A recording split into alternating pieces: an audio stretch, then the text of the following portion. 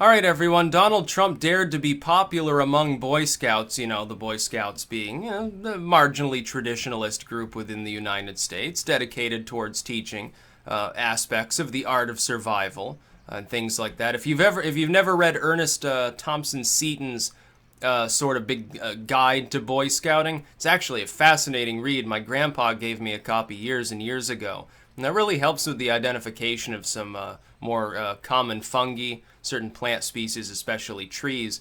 It's really a helpful guide, teaches you, here's how to build a fire, here's how to build a rudimentary shelter, stuff like that. It's pretty good. It even has some like folk remedies for various ailments in there. It's extremely interesting work. It's also massive. It's like a tome. But he goes to the jamboree there, Trump does.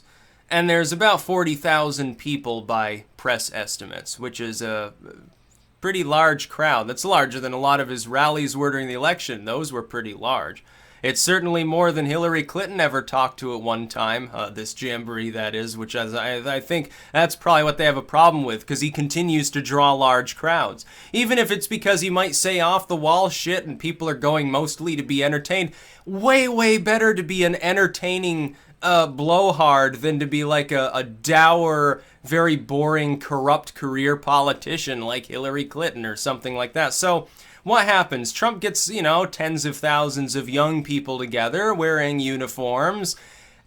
Cue the comparisons to the Hitler Youth. Yes, that is true. Indeed, if the President of the United States mentions loyalty, one of the pillars of the Boy Scouts, and talks about vaguely political stuff a few times during his speech, that's all they're going to fixate on there. Say, oh, he's holding political youth rallies.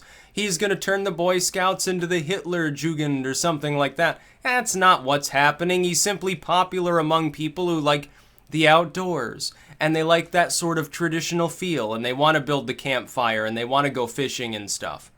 Yeah, I can't imagine why they wouldn't have wanted Obama among them. Yeah, probably because Obama would be chugging the mosquito repellent. Oh, this will keep him off me.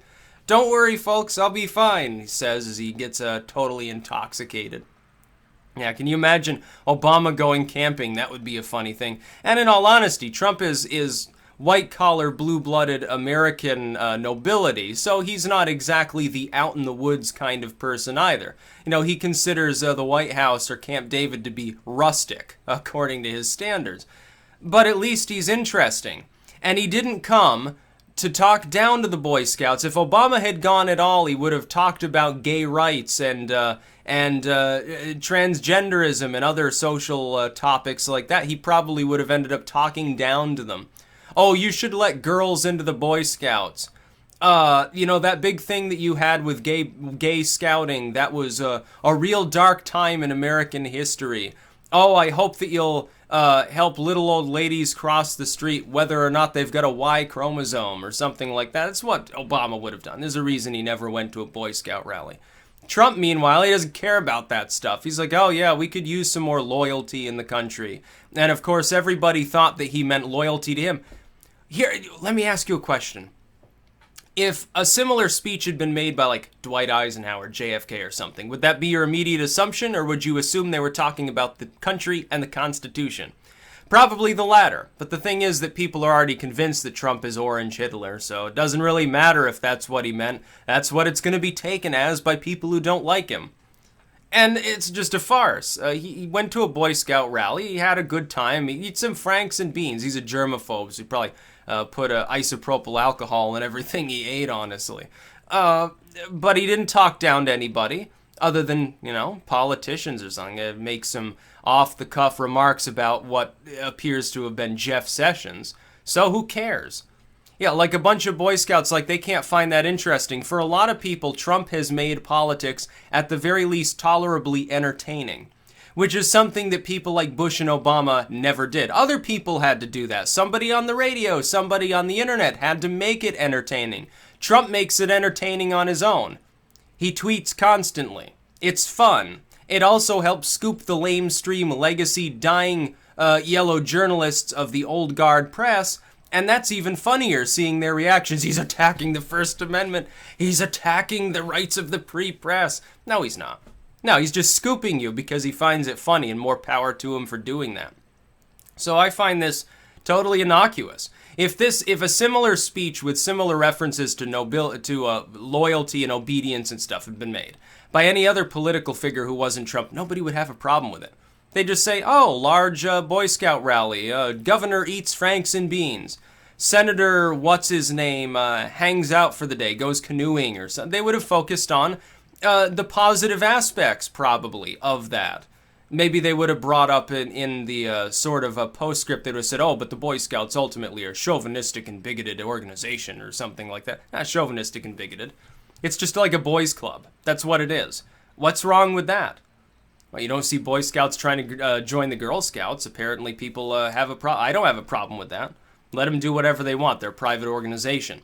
As far as Trump talking to them, and they happen to be in uniform, so the people were posting pictures of Hitler Youth rallies and overlapping them, putting them side by side. Oh, then and now, haha, Trump is the next Hitler. See, Hitler drank water, Trump drinks water. Need I say more? That's essentially what the logic boils down to. It's so dumb. It's so completely dumb. What has Trump specifically done to convince you that he's a fascist? Can I get anybody to provide me a rational and sane explanation for this? I don't mean, oh, Trump held out his arm once and it kind of sort of looked like a Sieg Heil salute. That's not what I mean. I don't mean Trump talked to young people who happened to be in uniform and then said something about loyalty. Doesn't count, not interested, not compelling enough to me. No, I mean something sane. I don't mean, oh, Trump said he wanted a more beefy military, therefore he must be gearing up for World War III. He's going to purge all the third worlders or something. Trump temporarily bans people from a handful of majority Islamic nations, therefore he's also he's an Islamophobic fascist, and stuff like. No, that's not what I mean. I mean a real concrete reason why. I don't mean, oh, Hitler, I don't mean his ex-wife's claims that he slept with a book of Hitler quotes by his bed. Okay, were there other books there? Maybe he also had one of Chairman Mao quotes. They just found them interesting. Historical reading or something. He slept next to the Declaration of Independence, so he must want to own slaves like Thomas Jefferson did. Or so. That's how they would construe it. Anything he does, they immediately warp it out of all context. But we shouldn't be surprised at this, because the old guard media has done this for some time. And it's not just Trump that they've done it to. They've done it to other people too. They just happen to find it easier to do to Trump because normally, even if a politician gets flack from the lamestream press, they're also willing to give interviews to the lamestream press. So they're willing to modulate themselves a bit. They're willing to hold back a few of the punches. And they play nice with the politician. The politician plays nice with them. They interview, they jab each other occasionally, and that's basically all that happens. Clinton did that. Clinton would take swipes at the press. He even had a problem a couple times with CNN, but ultimately they sort of got along. Trump comes in, he's like, I'm not even going to talk to him. I can just use Twitter. Well, I don't need them to be my intermediaries to take my message to the people. I can give it to them unfiltered and raw. And so, he's attacking the First Amendment. He's also doing youth rallies. Oh no, the Hitler Youth has returned. Yes, that is a perfectly logical explanation. Couldn't be that he just looked at it as a rally of people who generally seemed to like him. They were booing Obama in the crowd. He wasn't the one that instigated it. They apparently thought that was fun. And they were saying, yeah, we love Trump, we love Trump. Well, maybe they just like him. Maybe it's because of the location this jamboree was being held in and its proximity to a lot of deep red areas. Yeah, like if he went to talk to the Boy Scouts in New York City, the ones that think that Central Park is the wilderness or something, would he get as warm a reception? Yeah, probably not. Well, they're part of the same organization, just a different branch thereof. What's the problem? I'm not seeing any. I think it was perfectly appropriate. As far as him talking politics, did anybody complain? Did anybody in the Boy Scouts, complain? As a private organization that wanted to host him there at the jamboree. Did anybody there, did any of the scouts themselves say, oh, I hated having to see Trump come talk to us. Well, I had to cry all the way home. Or did nobody care? It was entertaining. They got to see the President of the United States. Doesn't matter whether it's Trump or not. They probably would have enjoyed hosting Obama too at the time if he had bothered to go to one, even if he was going to talk down to them. They still would have said, well, I got to see the President of the United States. Yeah, it's an interesting story. They get older and, they're talking to a coworker. They're talking to a significant other saying, yeah, I shook Trump's hand once. He came to a Boy Scout jamboree. It's something that they can talk about it's interesting. It's exciting for them. As opposed to some really, really lame career politician. They'd sit there and mumble their whole speech. They don't know anything about anything, really. All they know how to do is get elected.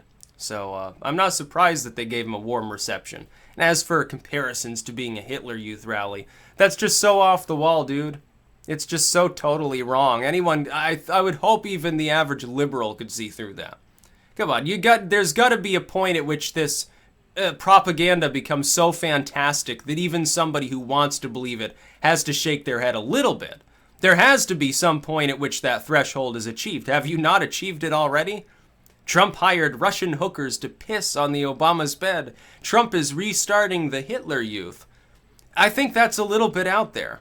But then again, that's just me, and who's going to take that seriously? After all, I don't have a journalism degree and a 7-figure salary, so apparently the opinion matters less to some people in this country. That's about all. Peace out.